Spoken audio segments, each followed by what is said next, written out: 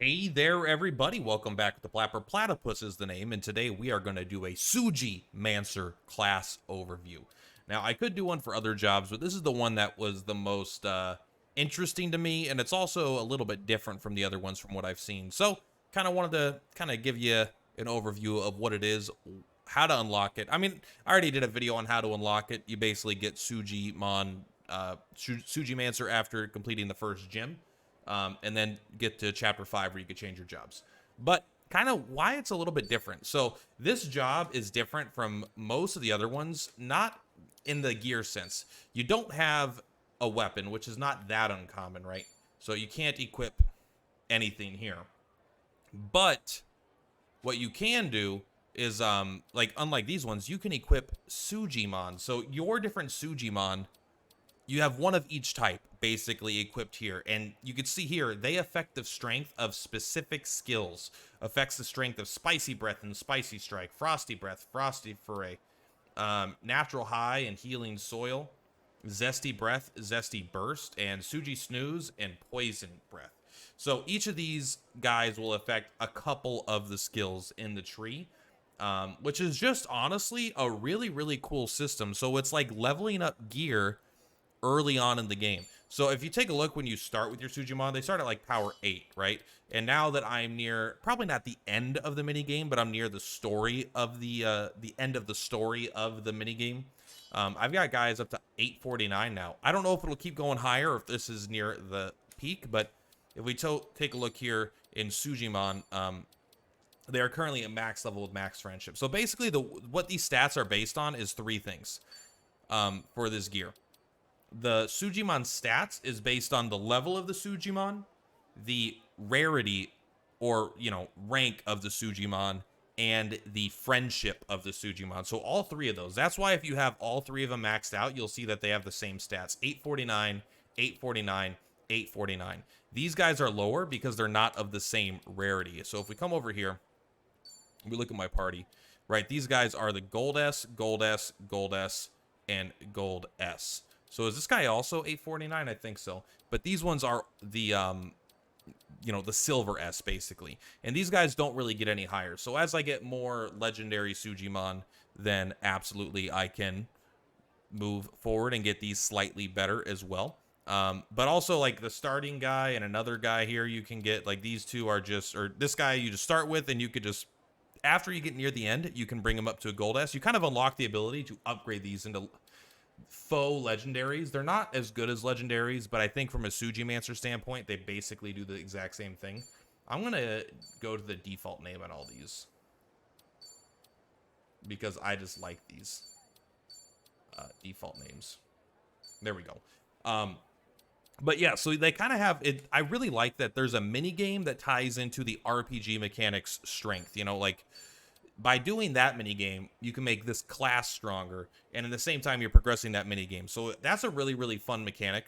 Also, you might be able to equip something else. I assume that you can't. Bare hands is different because the freelancer, I think, also uses bare hands, but I thought I could equip stuff. I'm probably wrong in terms of. They probably just use bare hands as well. That's probably why their the attack stat is really high on this, because it increases it without the weapon, so it kind of makes up for that. But so let's kind of go over the skills. What does it actually do? So it's kind of got a little bit of everything. It's like an IGN video game review. We got fire attack, and so this is first and foremost, this is a spell caster. And so the only bad thing about this is, unlike all the other classes, you see all these things that are red. These red circles here, that means that you could take this and learn a different skill, basically, or you could take the skill and assign it to a different class, right? So if I come over right now here, I currently have equipped, I don't know if it'll show me on this one, but I have a couple of my hero ones equipped, right? I have the Hero's Healing and the Hero's Blessing. So the Sujimon ones can't, if you're not a Sujimon, you can't use any of these abilities, right? So this might be more of a late game class, an early game and a late game class, because it's very strong early and it's very strong late. There might be a little bit of mid game where it's like an issue because you're not developing your stuff. So these abilities don't carry over. But besides that, you kind of got everything, right? You've got some fire damage. You've got single target fire damage with knockback. You've got AoE fire damage. I think this one's AoE. And then you've got a healing ability. This one is actually healing over time to a single ally. You know, single ally ice damage, single ally lightning damage. Then you've got some CC and putting people to sleep. You've got some poison ability to put people to sleep. You got AoE ice, AoE lightning, AoE healing. This is HP recovery over time, I think. I think it's not immediate healing, so it's actually better in some ways. And then you've got a really, really powerful AoE attack, like a Spirit Bomb. And then you've got a revive all your allies, right?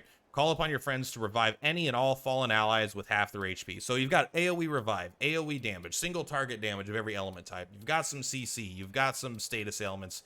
So it's kind of a class that is just a full-on caster and has everything, except it doesn't have any buffs, debuffs, or I don't think there's any grapple either. However, Kasuga has an advantage.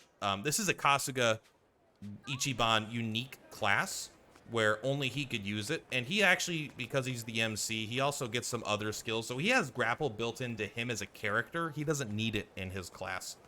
So let's go find something. These guys are going to be easy, but it doesn't matter. I don't want to die on a you know what, sorry, I want to grab this Sujimancer thing. I want to grab this shit. All right, so we get smacked down. We're not going to do it. Let's go ahead. I do love when you walk, you know, standing animation, walking animation. I think that's really fun. I like that. I didn't notice that, like, that one seems to be one of the more extremes. He just kind of does the same thing. Kind of the same. So hers seems to be one of the more extreme ones.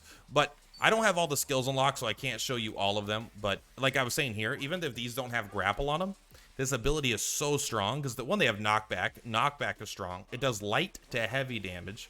I assume this is not necessarily dependent on whether or not you hit the quick time event. This is more based on the strength of the Sujimon.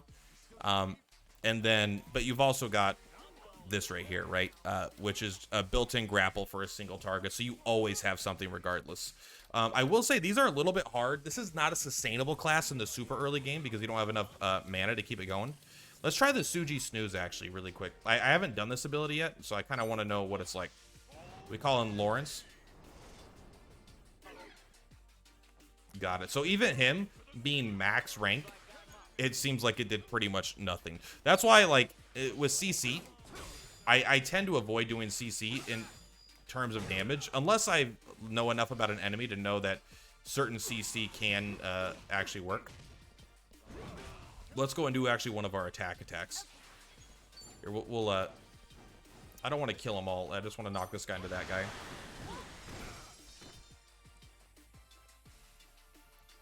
Also, the Action Star is a great class. Mostly because it's Kasuga just gets to yell really, really loud.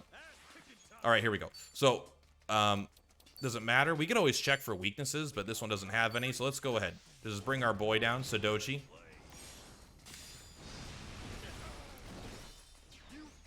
Easy.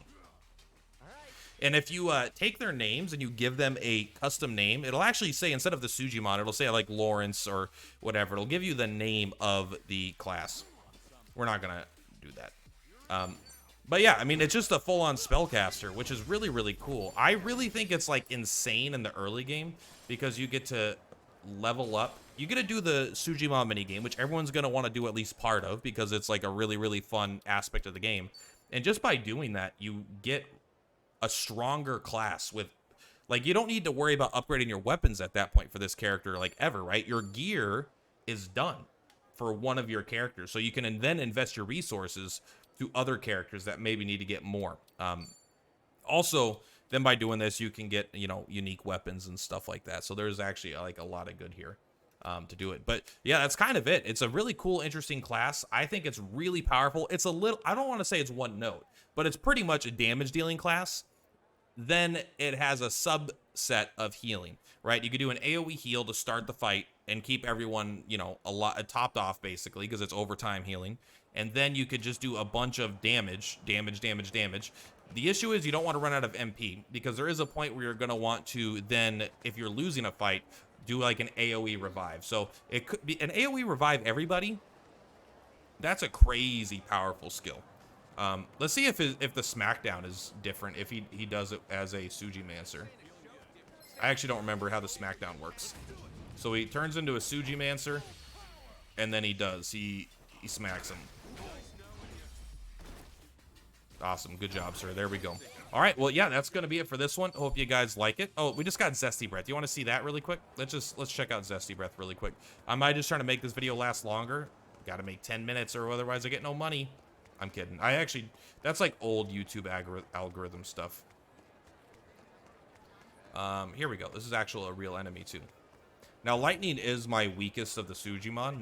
They're all like pretty darn close to equal, but this is the one guy that is the weakest. Go ahead. You just sit back here for now. Why are you guys so far back? Calm down. All right, let's try the Zesty Breath here. Also, they have a bunch of good names. All right. For their abilities. Let's take a look if he just does a breath attack or if he does something cool. He does a lightning breath attack. I mean, that's cool. And I basically have had it one-shot everything that I've done so far. And I don't know if that's because, like, I actually haven't been able to see how much damage that ability could do. So I'm really excited to get into some boss fights and see how that goes. In fact, the next boss fight, I'm going to make sure I'm recording for it and just see if my Sujimancer just fucks them up. Anyway, that's all for today. Much love. Purplatypus is Purplatypus. You should unlock the Sujimancer. If you need to know more about the minigame, how to unlock the class, how to do the Sujimancer stuff, then go ahead and check out my other YouTube videos on that. Pretty much everything has been about Shoji and Shuji and Sujimon so far. I'll have videos on other things, but that's how I've been spending my time. I love... The only reason I haven't finished the Sujimon minigame is because the enemies are level 30 at the end of it, and I cannot beat them yet, but I will. Anyway, much love. Purplatypus is Purplatypus. See you on the flip-flops. Bye!